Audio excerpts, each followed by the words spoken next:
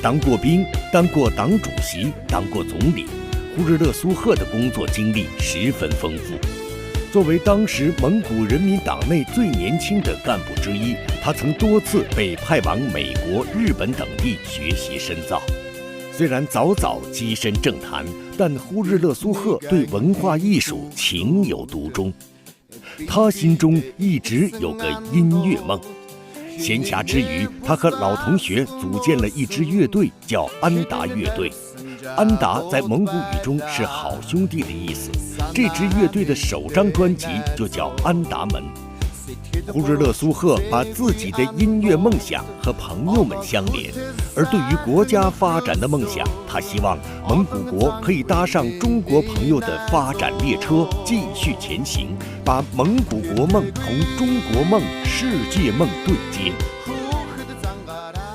在看到关于您的这个介绍当中，我看到大部分的时候都提到您非常的务实，然后也有非常丰富的政治经验。但是让我印象非常深刻的是，您是一位吉他手，您非常的喜欢音乐。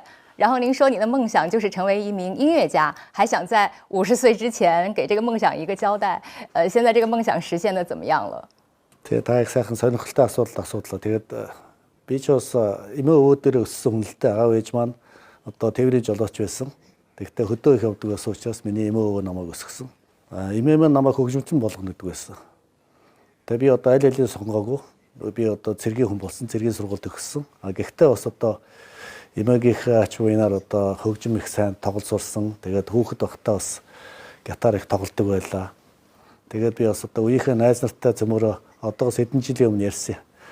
50 насныхаа ойгоор зөмөр хамтлаг байгуулад энэ хүүхэд насныхаа хүсэл мөрөөдлийг заавал биелүүлнэ шүү гэж. Тэгээд бид нар 50 насныхаа одоо ойгоор андууд гэж одоо хүүхэд байхдаа мөрөөддөг байсан хамтлагаа байгуулж зөмөр тоглолт хийсэн. Тэгээд тэрийг их олон хүмүүс үзэж их баярлсан л да. Тэгээд бид нар хүүхэд насныхаа мөрөөдлийг бас биелүүлж чадлаа гэж ингэж бас.